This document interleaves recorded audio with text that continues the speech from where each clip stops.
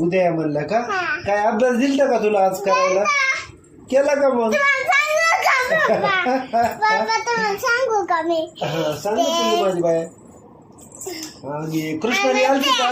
कृष्णाने आलती का? तिने अभ्यास केला का मग पिल्लू? नाही ना. कसं काय ग पिल्लू? ती म्हणली माझा झाला अभ्यास. झाला अभ्यास म्हणजे माझ्या छानने छडीत दिले. छडी दिली? हा, कोणालीला दिले.